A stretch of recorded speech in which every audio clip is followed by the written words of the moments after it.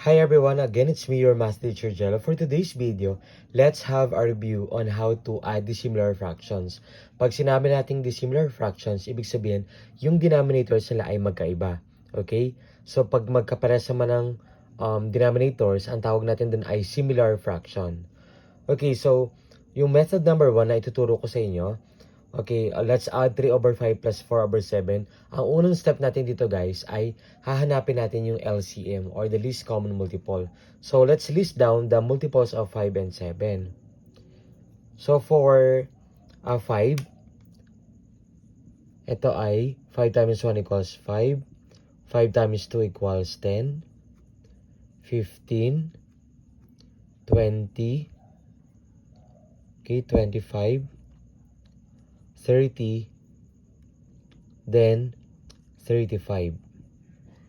Okay? And then, for 7, so ang multiple ng 7 ay 7 times 1 equals 7. 7 times 2 equals 14, 21, 28, and then 35. So guys, kung mapapansin natin, meron tayong magkaparehas na number, right? Which is 35. Okay. So, ibig sabihin dito guys, ang gagawin nating LCD ay 35. So, ang tawag natin dun ay least common denominator. Okay. So, we have 35. So, 35 divided by 5, 7 times 3, 21. So, ulit, yung 35 sana natin nakuha dito yon. Okay? And then 35 divided by 5, ang sagot doon ay 7 times 3 equals 21. And then we are in addition, so right, plus here, 35 divided by 7 is 5 times 4, 20. Okay, so dito guys, pwede na natin i-add yung nasa numerator natin. So 21 plus 20 is equal to 41 over 35. So, that's the answer. Okay? So, yan yung method number 1 natin. Or, if we wish to express 41 over 35 in mixed fraction, pwede rin naman. Since we come up with improper fraction. Okay. So, yan yung method number 1. So, now, ituturo ko naman sa inyo yung method number 2.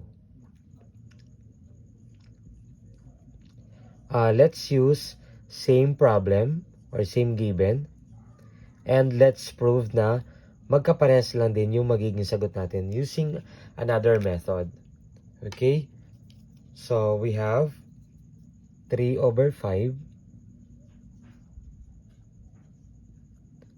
plus 4 over 7.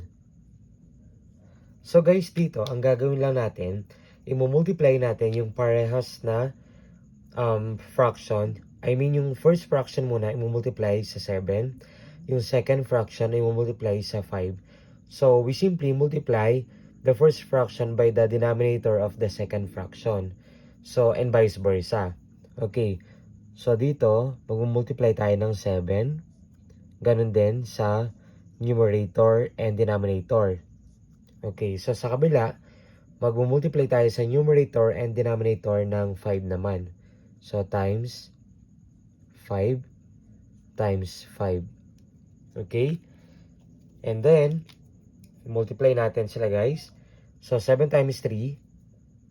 Ang sagot dito ay, sulat ko na lang dito, 21. Right? 7 times 5. So, we come up with 35, right? Plus, 4 times 5, 20. Over 7 times 5, 35. So guys, dito kung mapapansin natin, nag-come up tayo sa similar fractions. So kapag sinabi nating similar fractions, yung denominator nun ay magkaparehas. Okay. So pag magkaparehas ang denominator natin, ibig sabihin, we can copy the denominator. Okay, 35. And then we simply add the numerators. 21 plus 20 equals 41 over 35. Okay? So see guys, method number 2, we come up with same answer pa rin, 41 over 35. Okay, method number 3, pwede natin gamitin yung butterfly method. Another technique yun guys. Isingit ko na lang dito. Using butterfly method. So, pwede rin yun. Method number 3.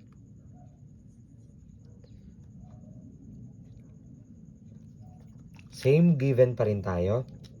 3 over 5 plus 4 over 7. Okay, so dito guys, ang gagawin ko lang, using butterfly method, ito, i-multiply natin yan guys. Ito, 3 times 7 equals 21, right? So, 21. Plus, ito, copy. Okay, 4 times 5 equals 20, right? So, plus 20.